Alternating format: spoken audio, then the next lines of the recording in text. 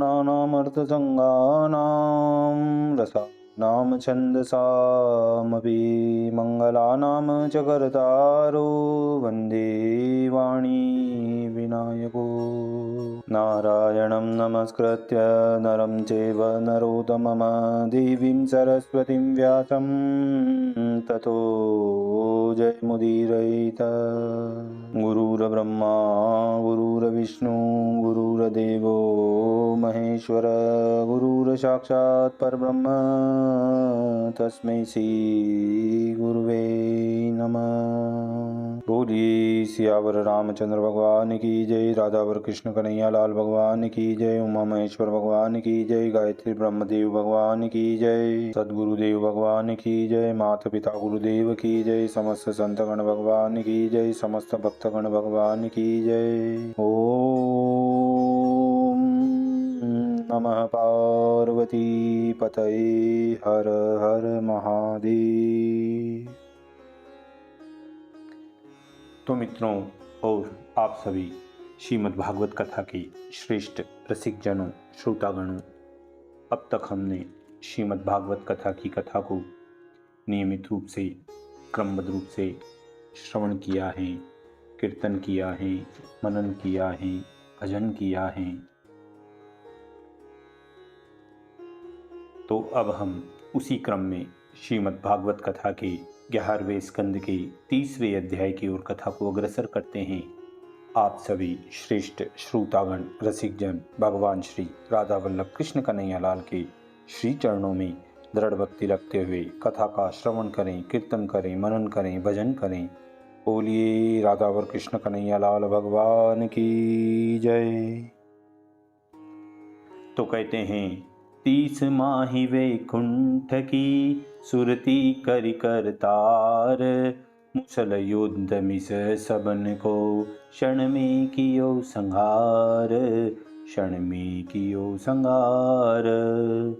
राजा परीक्षित बोले कि हे ब्राह्मण, हे सुखदेव जी, परम भगवान उद्धव जी के वन चले जाने पर विश्व के रक्षक भगवान श्री कृष्णचंद्र ने क्या किया? अपने कुल को ब्रह्मलोक व्याप्त देख सबके नेत्रों में परम प्रिय शरीर को यादवों में श्रेष्ठ श्री कृष्णचंद्र ने कैसे छोड़ दिया? जिस रूप में लगे हुए नेत्रों को स्त्रियां खींचने को समर्थ न हुई, जो स्वरूप कर्ण द्वारा हृदय में प्रविष्ट हुआ और साधु पुरुषों के मन में तो लिखा सा रहता है, जिस रूप की शोभा वर्णन करने से पंडितों की वाणी में प्रीति उत्पन्न होती है, अर्जुन के रथ पर स्थित जिस स्वरूप को देखकर भारत में मेरे युद्ध विषय जो योद्धा थे वे सारूप्य मुक्ति को प्राप्त हुए, यह सुनकर श्री सुखदेव जी बोले कि हे राजन, हे परीक्षित, श्री कृष्णचंद्र स्वर्ग में सूर्य के मंडल आदि भूमि में कंपादि अंतरिक्ष की दिशा में दाहादिक उठने लगे।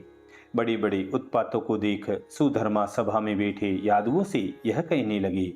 श्री कृष्णचंद्र बोले कि हे यादवों में श्रेष्ठ, यह छोर मृत्यु को बताने वाले उत्पात उठ रहे हैं, इसलिए अब हमको 2 घड़ी भी द्वारका में वास करना योग्य नहीं है। इस कारण सब स्त्री, बालक और वृद्ध शंखों द्वार तीर्थों को जाओ और हम भी प्रभास क्षेत्र को जाएंगे, जहाँ पश्चिम वाहिनी सरस्वती हैं। वहाँ स्नान से पवित्र हो उपवास कर भलीभांति सावधानता से स्नान कर चंदन और पूजा की सामग्रियों से देवताओं का पूजन करेंगे। बड़े भाग्यवान ब्राह्मणों को गो, भूमि, सुवर्ण, वस्त्र और हाथी घोड़े रथों से पूजेंगे। निश्चय करके यह विधि अरिष्ट की नाशक है और उत्तम मंगल का आशय है, क्योंकि प्राणियों में देवता, ब्राह्मण, गौ की पूजा कल्याण का हेतु है। यादवों में सब वृद्ध इस प्रकार भगवान श्री कृष्णचंद्र का वचन सुन ऐसे ही है इस बाती स्तुति करके नाव द्वारा समुद्र उतरकर सब प्रभास क्षेत्र को चले गए। यादवों के देव भगवान के उपदेश को सब यादव मंगलों सहित परम भक्ति से प्रभास क्षेत्र में करने लगे। इसके उपरांत प्रभास क्षेत्र में देव से हतबुद्धि यादवों ने सूरा मदिरा का महापान किया, जिस मदिरा के रस से बुद्धि दुष्ट हो जाती है। भगवान श्री कृष्णचंद्र की माया से मोहित मदपान से अति गर्वयुक्त चित्त वाले यादवों का अति बड़ा कोलाहल होने लगा।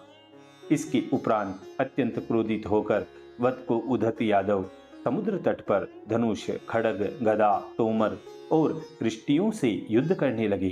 दुर्मद यादव चलायमान ध्वजा वाले रथ, हाथी, खच्चर, ऊंट, बेल और भैंसों से परस्पर मिलकर बाणों से मारने लगे। जैसे वन में हाथी दांतों से परस्पर हाथियों को मारते हैं, असहनता को प्राप्त हो प्रद्युम्न और सांब, अक्रूर तथा भोज, अनिरुद्ध और सात्यकी, सुभद्र और संग्रामजीत अति दारुण होकर गदा श्री कृष्ण का भाई, एक श्री कृष्ण का पुत्र सुमित्र और सूरथ, ये अति क्रूर स्वभाव वाले मत्सर से व्याप्त होकर परस्पर घोर युद्ध करने लगे। इसी प्रकार और भी निषट, उल्मूक, सहस्त्रजीत, शतजीत, भानु आदि यादव जो भगवान की इच्छा से मोहित हो गए थे, वे वारुणी के पान से मत होकर और अंधप्राय होकर परस्पर युद्ध कर करके लड़ने लगे। दारशाह, वृष्णि, अंधक, भोज, सातवत, मधु के वंश के और अबुर्द, मथुरा, सुरसेन देश के विसर्जन, कुकुर, कुंती देश के स्नेही को तोड़ परस्पर मारने लगे। पुत्र पिता से और भाई भांजे से, देवतों से, काकाओं से, मित्रों से, सुतरिदों से युद्ध करने लगे। मूर्ख जाति जातियों को ही मारने लगे। वाणों से हीन होने के उपरांत, धनुष के टूटने से, शस्त्रों के छीन जाने से पटेरों को ग्रहण करने लगे। वह पटेरी यादवों के हाथ में लेते ही वृक्ष के समान धुधार खड़े हो गए। उससे यादव वीरियों को मारने लगे। और हे परीक्षित, जब भगवान श्री कृष्णचंद्र ने उन्हें रोका, तब वे श्री कृष्ण और बलदेव जी को वीरी मानकर मारने की बुद्धि से यादव मोहित हो शस्त्र लेकर उन भगवान के सन्मुख आए। हे कुरुनंदन, इसके उपरांत दोनों भाई अत्यंत कुपित होकर खड्ग रूप पटेरों को हाथ में लेकर युद्ध में विचरते हुए मारने लगे। ब्रह्मशाप से व्याप्त श्री कृष्ण की माया से मोहित आत्मा यादवों को स्पर्धा से उत्पन्न हुए क्रोध ने क्षय कर दिया, जैसे बांस की अग्नि वन का क्षय कर डालती है। इस प्रकार अपना सब कुल नाश हो जाने के पीछे एक भगवान श्री कृष्णचंद्र ही केवल अवशेष रह गए। तब श्री कृष्ण ने जाना कि अब भूमि का भार उतर गया। महात्मा बलदेव जी ने समुद्र के तट पर परम पुरुष के ध्यान रूप योग से आपको आप में युक्त कर मनुष्य लोक छोड़ दिया। इसके उपरांत श्री देवकी जी के पुत्र भगवान श्री कृष्णचंद्र बलराम जी का चलना देखकर पीपल का आश्रय ले मौन होकर भूमि तल में बैठ गए। शोभायमान चतुर्भुज रूप धारण किए, अपनी कांति से दिशाओं का अंधकार दूर करते, निर्मल अग्नि से दिखाई देने वाले। अब चतुर्भुज उनका वर्णन करते हैं। श्रीवत्स का चिन्ह मेघ के समान श्याम वर्ण, सुवर्ण के समान कांति वाले, पीतांबर पहने हुए परम मंगल, सुंदर हास्य युक्त मुख कमल नील केश से शोभित हो रहे हैं। कमल से सुंदर नेत्र, दीप्तिमान मकराकृति की कुंडल, कटी सूत्र, जनेऊ, मुकुट, कंकण, विराजमान हार, नुपुर, मुद्रिका, कौस्तुभ से शोभित, वनमाला से व्याप्त अंग, मूर्तिमत अपने आयुधों से युक्त, लाल कमल की सी शोभा वाला वाम चरण दाहिनी जांग पर धर कर बैठे हैं। मुसल के अवशेष लोहे के खंड से जिसने वाण बनाया था, उस जरा नाम वदिक ने मृग के आकार वाले उस चरण को मृग की शंका से बींद डाला। यह व्याध कुछ बहुत समय का नहीं था। उसी समय स्वर्ग से भगवत की इच्छा अनुसार अंगद व्याध के रूप में आया और मोहित होकर वाण मार पिता के ऋण से मुक्त हुआ। देखिए, यहाँ एक शंका आती है। शंका यह है कि वदिक को मनुष्य के और मृग के पहचानने में भेद क्यों नहीं हुआ। जिस भ्रम से श्री कृष्णचंद्र आनंद कंद चरणानविंद को मृग समझकर महाराज के चरण में उस वदिक ने वाण मारा। निशाना लगाने वाले मनुष्य कभी नहीं चूकते। छोटी वस्तु होती है तो भी दृष्टि से देख लेते हैं, और त्रिलोकीनाथ की देह तो बड़ी थी। वह वदिक कैसा मूर्ख हो गया, मृग और मनुष्य उसको नहीं जान पड़े। तो इस शंका के उत्तर में कहते हैं, अंगद वाली का पुत्र श्री रघुनाथ जी के चरणानविंद की सेवा करके स्वर्ग को जाने लगा।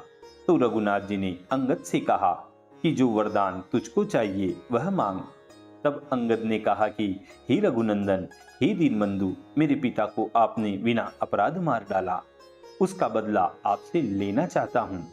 तब रघुनाथ जी बोले कि हम कुछ युग बीते द्वापर में कृष्ण अवतार धारण करेंगे, तब तुम्हारे पिता का ऋण तुमको चुकावेंगे और तुम्हारे हाथ से बाण से प्राण तजकर परम धाम को जाएंगे।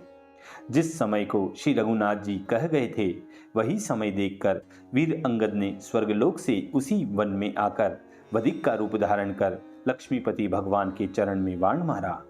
इसलिए व्याध को मनुष्य और मृग की पहचान नहीं हुई, क्योंकि बहुत दिन का व्याध नहीं था, वह तो नया वधिक था, केवल पिता का बदला लेने को आया था। इस प्रकार इस शंका का निवारण होता है। अब पुनः हम कथा की ओर चलते हैं, जहाँ कहते हैं कि फिर भगवान के समीप आकर चतुर्भुज श्री भगवान को देखकर अत्यंत वह भयभीत हुआ। इसके उपरांत यह अपराधी वधिक माते से दैत्यों के शत्रु श्री कृष्णचंद्र के चरणों में गिर पड़ा। हे मधुसूदन, पाप बुद्धि मैंने यह अपराध अज्ञान से किया है। हे उत्तम यश निष्पाप, मुझ पापी को क्षमा करो। हे प्रभु, जिसका स्मरण मनुष्यों के अज्ञानतम का नाश करता है, उन्हीं आप श्री विष्णु का मैं अपराधी हूँ। हे विकुंठनाथ, इसलिए मुझे मृगलोभी पापी को शीघ्र मारो, जिससे फिर कभी साधुओं का ऐसा अपराध न करूं। जब तुम्हारी स्वाधीन माया की रचना को ब्रह्मा और ब्रह्मा के पुत्र रुद्रादिक तथा वेद के दृष्टा भी नहीं जानते, उन्हें ब्राह्मणों के शाप का लगना माया से अंधे हुए पुरुषों से किस प्रकार कहा जा सकता है।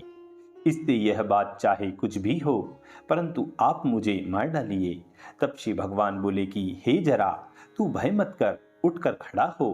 तूने तो यह मेरी इच्छा अनुसार ही कार्य किया है, इसलिए तू मेरी आज्ञा से पुण्यवानों के स्थान स्वर्ग को जा। इच्छा करके शरीरधारी भगवान श्री कृष्णचंद्र से आज्ञा पाकर वह वधिक श्री कृष्ण की 3 परिक्रमा देकर नमस्कार कर विमान में बैठ स्वर्गलोक को चला गया। इसके उपरांत दारुक मार्ग में भगवान को देख तुलसी चंदन की गंध मिली वायु को सूंघता हुआ श्री कृष्णचंद्र के सन्मुख आया। उस पीपल के वृक्ष के नीचे कृष्ण कांति युक्त आयुधों से व्याप्त अपने पति श्री कृष्णचंद्र को बैठा देख स्नेह से मग्न आत्मा नेत्रों में जल भर दारुक रथ से उतर उन भगवान के चरणों में गिर गया। हे प्रभु, तुम्हारा चरणानविंद बिना देखे मेरा सब ज्ञान नाश को प्राप्त हो गया और मोह में प्रविष्ट हुआ हूँ। मैं दिशाओं को भी नहीं जानता हूँ तथा शांति भी मुझे नहीं है। जैसे रात्रि में चंद्रमा के गए पीछे दिशा नहीं जानी जाती। हे राजन, जब इस प्रकार दारुक सारथी ने कहा, तब सारथी के देखते ही गरुड़ चिन्ह युक्त रथ घोड़े ध्वजा सहित आकाश को उड़ गया। इसके उपरांत विष्णु के दिव्य आयुध चले गए। इससे विस्मित दारुक सारथी से भगवान जनार्दन कहने लगे कि हे सूत, तू द्वारका को जा।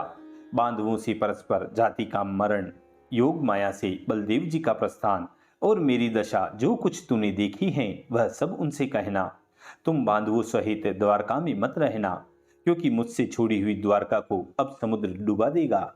इसलिए अपनी सब सामग्री तुम हमारे माता पिता को लेकर अर्जुन से रक्षित हो इंद्रप्रस्थ को जाओ। इस प्रकार बांधवों से कहो, तुम ज्ञाननिष्ठ निष्प्रह हो, मेरी धर्म से यह तेरी माया की रचना जान शांति को प्राप्त होंगे।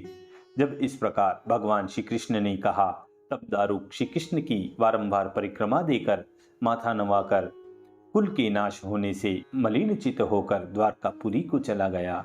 इसी मधुर संवाद के साथ श्रीमद् भागवत कथा के 11 स्कंद के 3 अध्याय 30वें अध्याय की पूर्णता व समाप्ति होती है। बोलिए श्री कृष्ण कन्हैया लाल भगवान की जय।